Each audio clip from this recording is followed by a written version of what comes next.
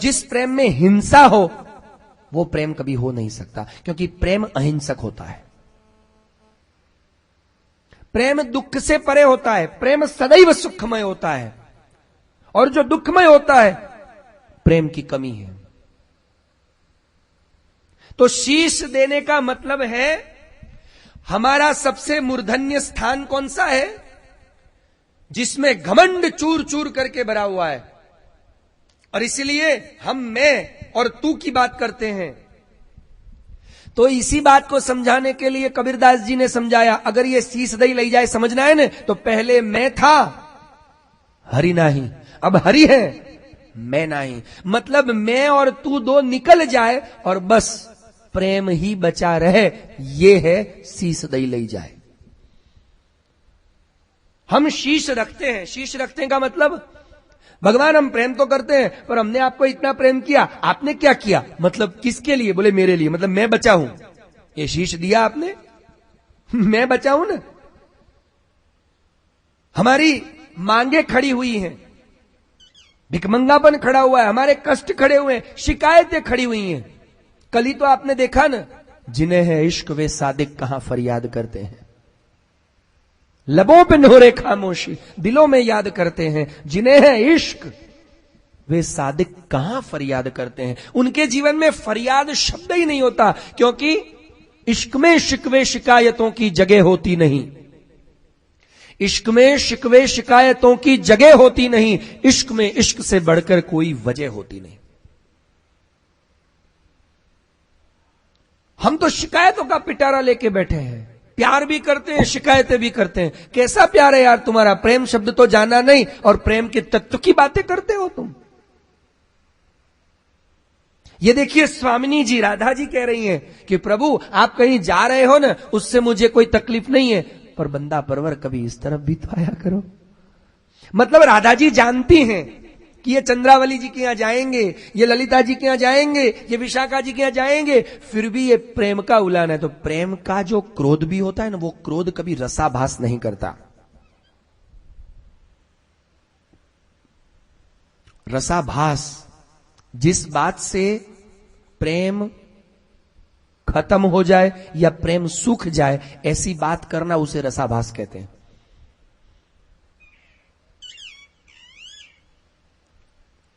प्रेम सूख जाए ऐसी बात करना वो रसाभास है। और इसीलिए देखिए हमारे श्री महाप्रभु जी ने सूरदास जी को टोका था। याद आ रहा है आपको प्रसंग? एक दिन श्री सूरदास जी गोवर्धन धरण के सन्मुख बैठ करके कीर्तन गान कर रहे थे, और कीर्तन गान कर धमार के पद गा रहे थे। धमार, धमार मतलब होली के दिनों में, बसंत के दिनों में धमार के पद गा रहे थे। और उसमें ऐसी लाइन गाई सूरदास जी ने, और सूरदास जी के पास हमारे जैसी आंखें तो थी नहीं कि वो कोई किताब में पढ़ पढ़ के गा रहे हो। उनको तो जो लीला के दर्शन होते थे वो उनकी जबान से निकल रहा था, तो वो गाए जा रहे थे। उसमें एक लाइन आई, अब के गयो फिर नहीं आऊंगो।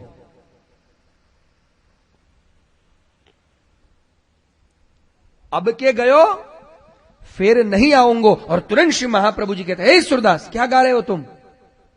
कान में शब्द पड़ा। सूरदास बोले, क्यों महाराज, गलत गाया? बोले, हाँ ये क्या गा रहे हो तुम, अब के गयो फिर नहीं आऊंगो? बोले, प्रभु पर ऐसी लीला के दर्शन हो रहे। बोले, क्या लीला चल रही है? सूरदास जी लीला बता रहे हैं कि धमार भाजी गई, इसलिए आगे कुछ गा नहीं रहा, और धमार भाज रही है। धमार मतलब राधा जी, धमार का मतलब राधा। धमार भाजी गई, और ठाकुर जी उसे वापस बुलाने के लिए कह रहे हैं, अब के गयो, अगर तुम बजा रही हो ना, मैं जो चला गया ना तो वापस नहीं आऊं। अब तू मुझसे मुंह फेर रही है, मतलब तू रूठ के जा रही है। इतना बसंत के दिन है, प्रेम का माहौल है, मैं अपने बढ़िया सुंदर कर कमलों में गुलाल लेके आया हूं, तेरे गालों पे मलना चाहता हूं, और तू भाग रही है, तू मुझसे दूर जा रही है। अब मैं चला गया ना तो वापस नहीं आऊंगा। सूरदास जी कह रहे, भाई धमार भाजी गई, और उसको वापस बुलाने के लिए ठाकुर जी ऐसा बोल रहे हैं। तो श्री महाप्रभु जी कहते हैं, सूरदास ठाकुर जी की लीला ठाकुर जी कर रहे हैं, पर वो लीला आप अधिकारी हो, आपको दर्शन दिए, आप तक सीमित रखो, क्योंकि आगे जो सुन रहे हैं वो अधिकारी नहीं है, नहीं आगे गाने वाले अधिकारी हैं। ऐसी बात नहीं बोली जाए। आपकी जुबान से ऐसी बात निकली कैसे? तो बोले क्या करना? बोले चुप हो जाना, उस लीला के दर्शन तुम करो, गाओ मत, क्योंकि वाणी का सीधा संबंध किससे है? मन से है। फिर आप भी कल उठ के भगवान के साथ ऐसा करने लगोगे, भगवान आप नहीं बोल रहे, मैं भी चला जाऊंगा, आप में भी ऐसे भाव आ जाएंगे। और जिस बात से भगवान चले जाएं, ये बात हम कैसे बोल सकते हैं? भगवान के बिना हम कैसे रह सकते हैं? हमारे प्रेमी के बिना एक क्षण हम रह जाए प्रेम के साथ, हम बोल कैसे सकते हैं? बोले धमार बाजी गई तो धमार को वो बुला लेंगे, पर अगर हमारे हृदय से धमार बाजी गई तो हम क्या करेंगे? इसलिए ऐसी लाइन आज के बाद नहीं गाना। उस दिन से हमारे पुष्टि भक्ति संप्रदाय में वो लाइन नहीं गाई जाती। कीर्तन में लिखी हुई है पर वो लाइन गाई नहीं जाती, वो कट लाइन है। क्यों भाई? ऐसी बात कैसे बोली जाए? तेरे मुंह से ऐसी बात निकली कैसे? जैसे कभी कभी आप बोलते हो, आप जिससे ज्यादा प्रेम करते हो, सच्ची बताना, आप जिससे ज्यादा प्रेम करते हो वो अगर गलती से एक बार बोले मैं मर जाऊंगा, आप क्या बोलोगे? ऐसी बात क्या बोलता है तू, बकवास। तुरंत टोकोगे कि नहीं? आपको सुनना अच्छा नहीं लगता है, क्योंकि ये सुनने से आपके अंदर का प्रेम दर्द महसूस करता है। प्रेम सुख रसाभास नहीं होना चाहिए। आजकल का तो प्रेम प्रेम ही नहीं है, इसलिए आजकल के तो प्रेम पल में होता है और पल में बोले तू तेरे घर में मेरे घर, ब्रेकअप हो गया, खत्म। तुम ऐसा बोल सकते? वो कहानी आपको याद है लैला मजनू की?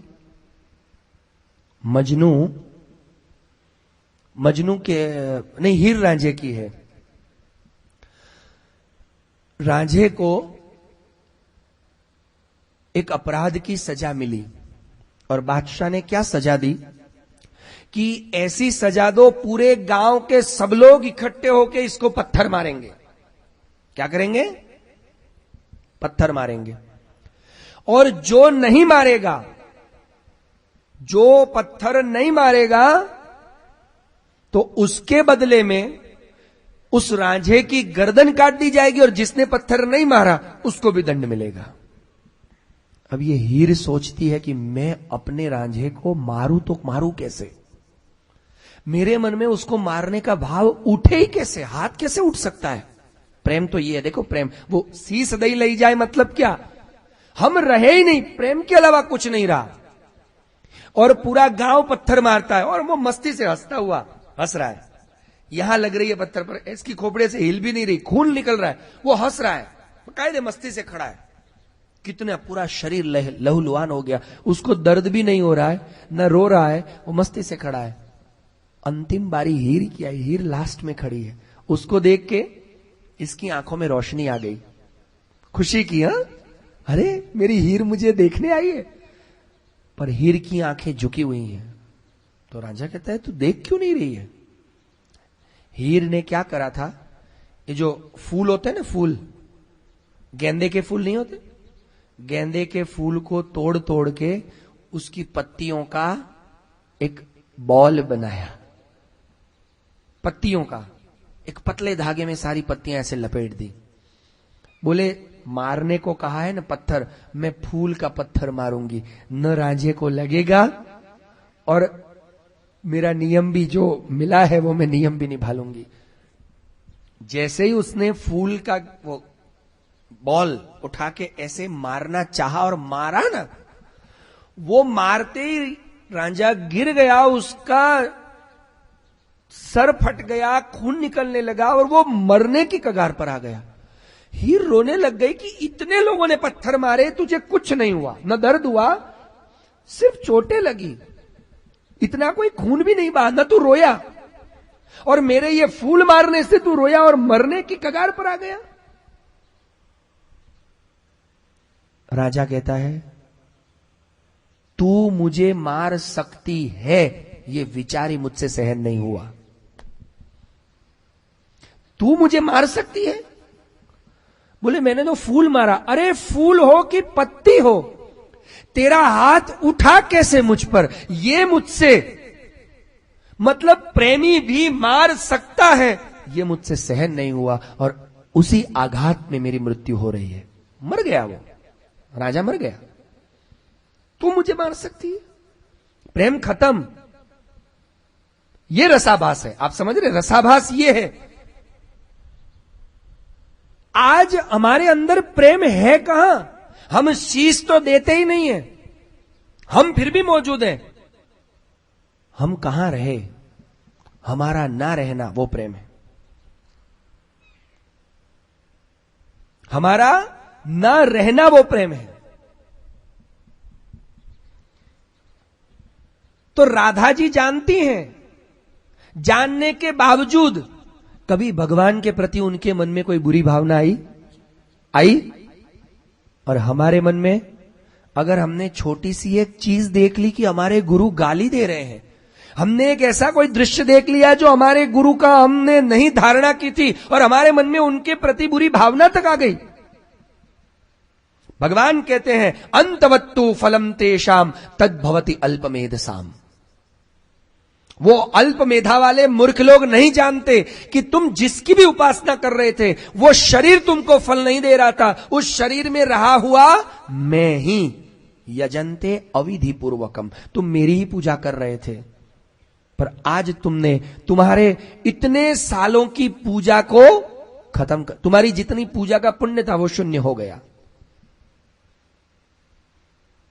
जैसे पुष्टि भक्ति संप्रदाय में ही नहीं पर सनातन हिंदू धर्म में ऐसा नियम है, शायद आप लोग जानते ही होंगे कि पवित्रा एकादशी और द्वादशी के दिन ठाकुर जी को जो लोग पवित्रा नहीं धराते या अपने गुरु को पवित्रा नहीं धराते सूत का, उनकी साल भर की सेवा खत्म हो जाती है, शून्य हो जाती है, और वो सारी सेवा पवित्रु को मिल जाती है। ये पवित्रु कौन है मालूम है? शिव जी के गले में जो सांप है उस सांप का नाम है पवित्रु। नाग, सांप नहीं नाग।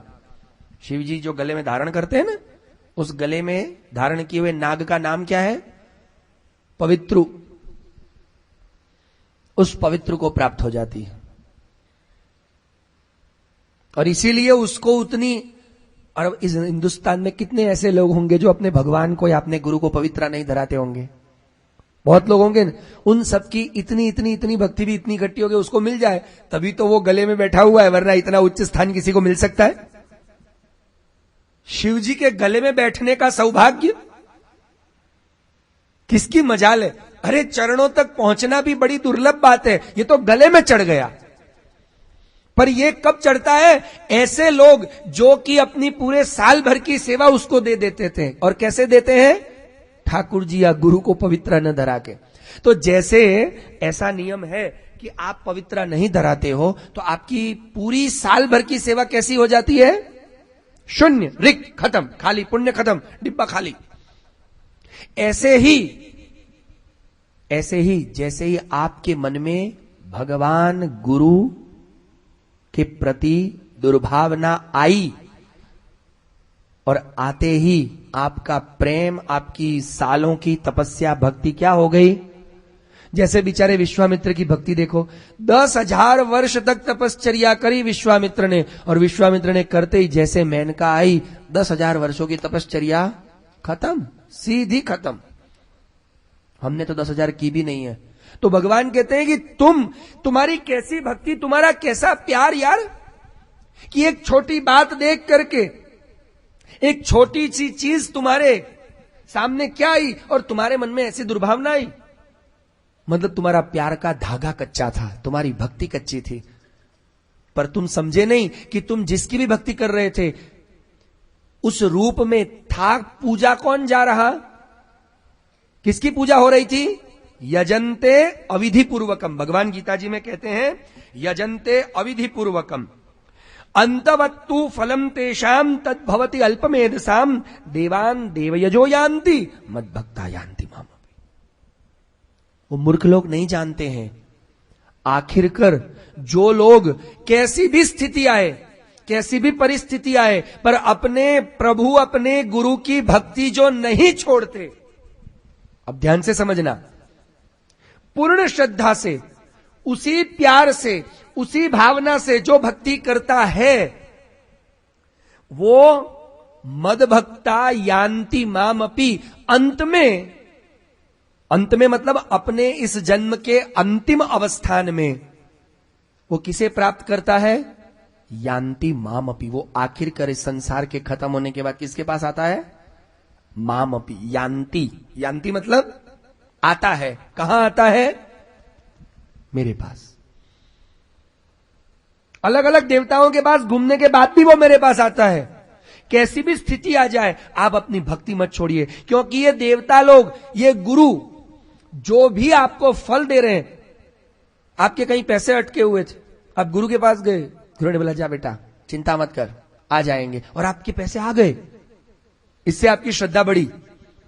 आपका जीवन में कोई तकलीफ आने वाली थी, आप गुरु के पास गए और गुरु ने बोला देख बेटा तेरे जीवन में तकलीफ आने वाली, थोड़ा ध्यान रखना, और सही में तकलीफ आई, आपने ध्यान रखा, आपकी तकलीफ चली गई, तो आपकी श्रद्धा और बढ़ी ना। आपका बेटा बीमार था, गुरुजी आपके घर आए, आशीर्वाद दिया, और बेटा अपने आप ठीक हो गया। तो आप भगवान कहते हैं कि आपके पैसे अटके आ गए, बेटा बीमार था ठीक हो गया, आप पर मुसीबत आई थी टल गई, सिर्फ उनके हाथ रखने मात्र से, एक इंसान के हाथ रखने मात्र से। भगवान कहते हैं नहीं, उस इंसान की आपने जो पूजा की न, उस इंसान के अंदर रहा हुआ मैं ही तुमको फल दे रहा था, क्योंकि उस गुरुदेवतात्मा।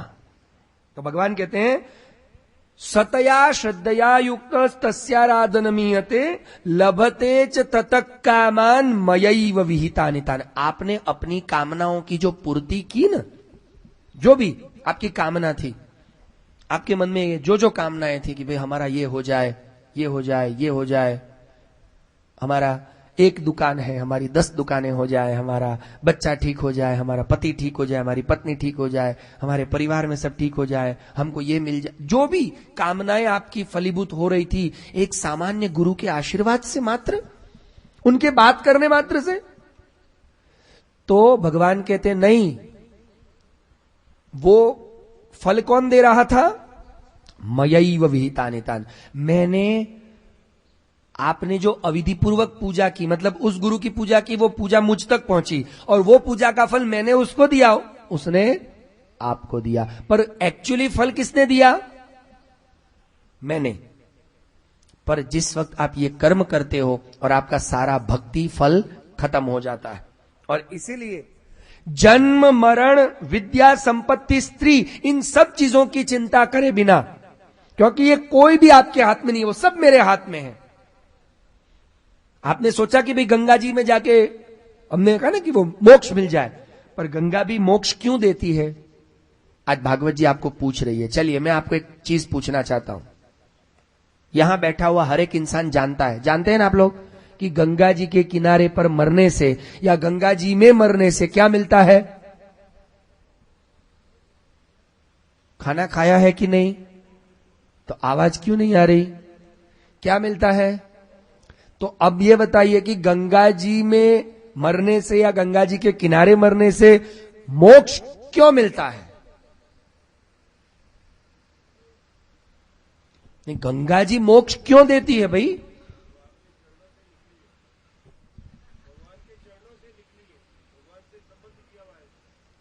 हाँ,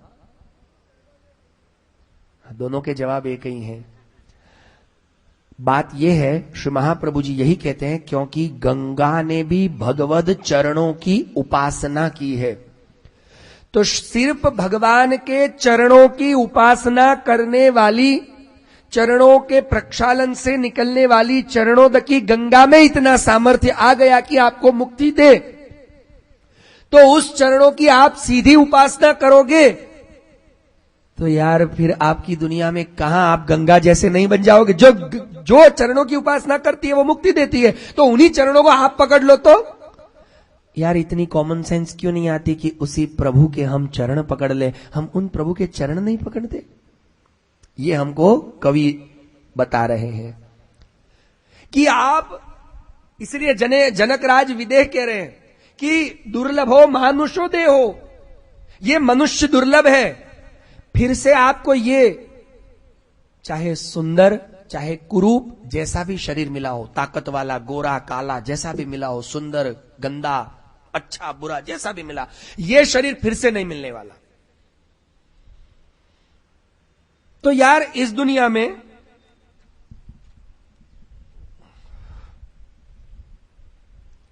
ये जब शरीर फिर से नहीं मिलने वाला, तो एक बड़ी सुंदर आज बात अभी मैं लिख रहा था।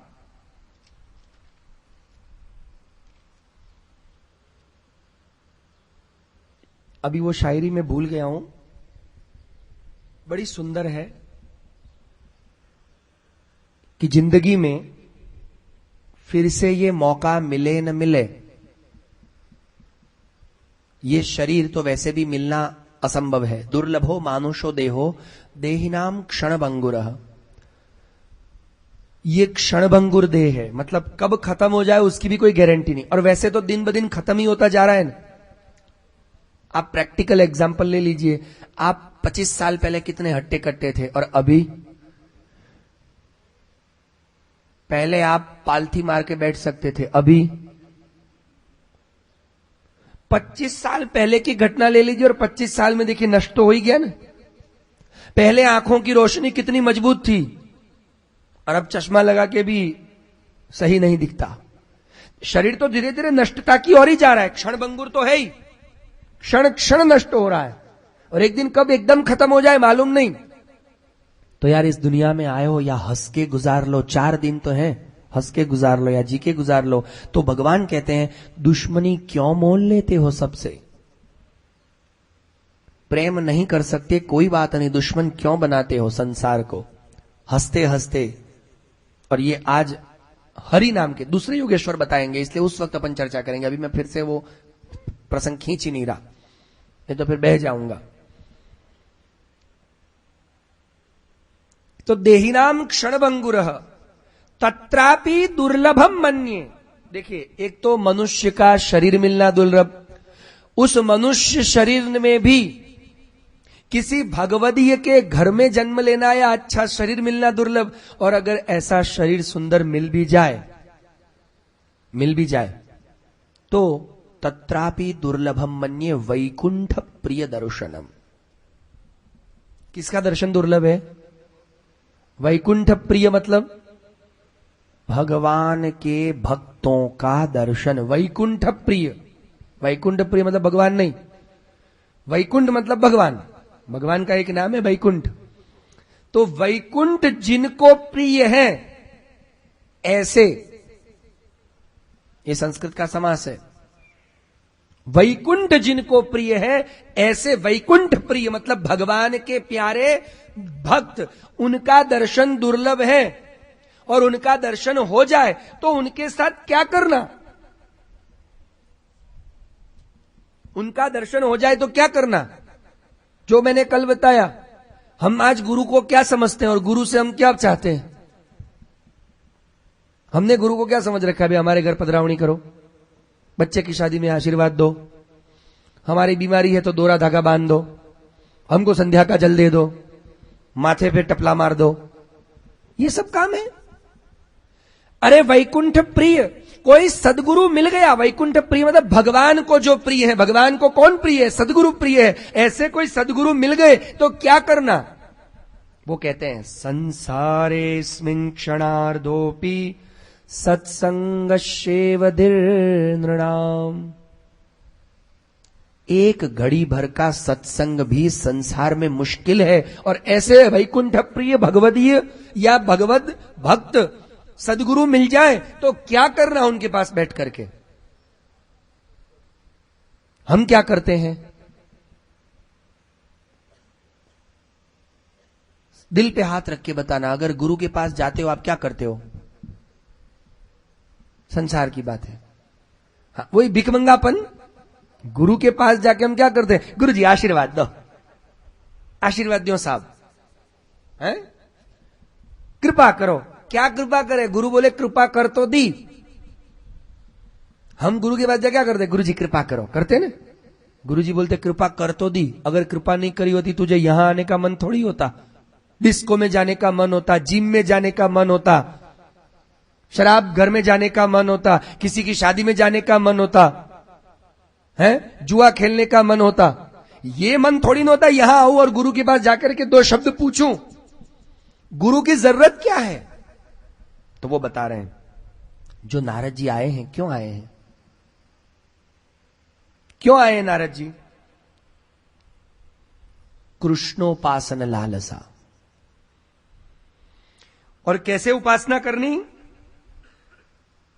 तो कवि नाम के योगेश्वर बता रहे हैं। पहला श्लोक, मन्ये कुतश्चिदभयमच्युतस्य पादाम्बुजोपासनमत्र नित्यम् उद्विग्न बुद्धेरसदात्म भावाद् विश्वात्मना यत्र निवर्तते बिहि। क्या करना चाहिए ऐसे सदगुरु मिल जाए तो?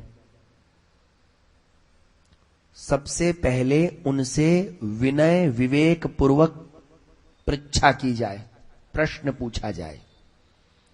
किस बात का? भगवद विषयक प्रश्न। कैसा प्रश्न? जो विदेहराज ने पूछा। विदेहराज ने कैसा प्रश्न पूछा कि धर्मान भागवतान ब्रूत यदि न श्रूयते क्षमम यई प्रसन्न प्रपन्नाय दास्यात्मानमप्यज। जो अज भगवान, अज मतलब जो अजन्मा है, वो भगवान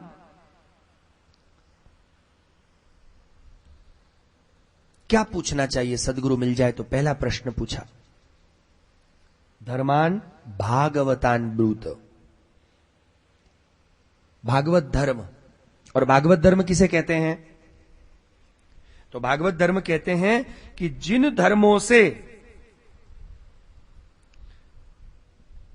आपको भगवद प्राप्ति हो जाए, ऐसे भगवदियों के प्रेमी जनों के द्वारा आचरण किए हुए धर्म, वो भागवत धर्म है। समझ में आ रहा है? खुलासा हो रहा है? जिन धर्मों के द्वारा भगवद प्रियता की प्राप्ति हो जाए, ऐसे प्रेम के द्वारा आचरित किए हुए भगवान के प्रेमी जनों के जो धर्म, उनको भागवत धर्म कहते हैं।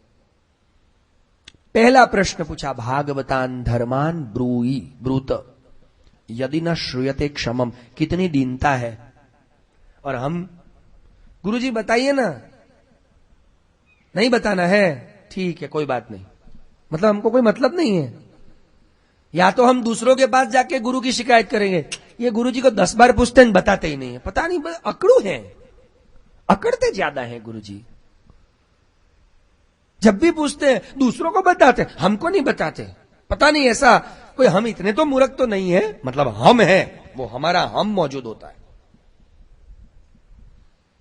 वो लेकर के गुरु के पास चले जाते हैं। कितनी दीनतापूर्वक जनक राज विदे कह रहे, यदि न श्रूयते क्षमम, अगर मैं सुनने के लायक आपको लगूं तो ही बताइए, अगर नहीं लगूं तो गुरुजी मुझे मालूम है कि आप अगर जवाब नहीं दोगे तो मुझ में लायकात अभी नहीं होगी, मैं फिर से नहीं पूछूंगा। पर हम तो खोपड़ी खा जाएंगे गुरुजी की। कभी कभी वैष्णव लोग ऐसा काम करते, जैसे आप लोग तो बहुत अच्छे हो, पर कुछ लोग क्या करते, हमने दूसरे गांव में देखा है, यहां तो ज्यादा देखने का मौका नहीं मिला ना, एक घर से निकलते ही नहीं हम। अब तो हमारा एक ही मकान हो गया है, वैकुंठ, क्योंकि सबसे उत्तम स्थान वैकुंठ है ना।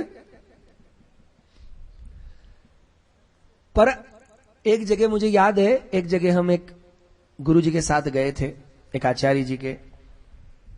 अब वो वैष्णवों की एक आदत सी पड़ गई है, जय जय जय जय, ये इतना हमको जवाब दे दो बस। ये हम सेवा नहीं कर पाते। हमारी सास करती थी, पर जैसी सास करती थी ऐसी नहीं कर पाते, तो अब वो सखड़ी करती थी, हम दूध घर पे आ जाए, बस ऐसी कृपा करो। अब गुरुजी ने बोला नहीं, वही करना पड़ेगा। अच्छा, पर थोड़ी अनुकूलता की कमी नहीं, गुरुजी बड़े कड़क हैं, मना कर दिया। तो अब आप क्या करोगे? जैसे सास कर दी थी ऐसे सेवा चालू करोगे? नहीं, दूसरे गुरु के पास। जय जय, हमको ये थोड़ी तकलीफ है, हमने एक जय जय से पूछा था, पर उन्होंने कोई ठीक ठीक जवाब नहीं दिया। ठीक ठीक नहीं दिया कि दे दिया? आज हम लोग कैसे हैं, हमको जैसा उत्तर चाहिए वैसा अगर कोई गुरु बोले तो गुरु ठीक, मतलब हमारी पसंद का बोलना चाहिए। आपका नौकर है कि वो आपका बाप है? पहले डिसाइड तो करो। आपकी पसंद की बात करे तो वो आपका गुरु अच्छा, और आपको जैसा नहीं अच्छा लगता वैसा अगर बोलने लग जाए तो बोले गुरु जी ठीक नहीं है। आपके विचारों के गुलाम है वो, और जो आपके विचारों का गुलाम होगा आपको क्या मुक्ति दिलाएगा? मुझे एक बात तो बताओ।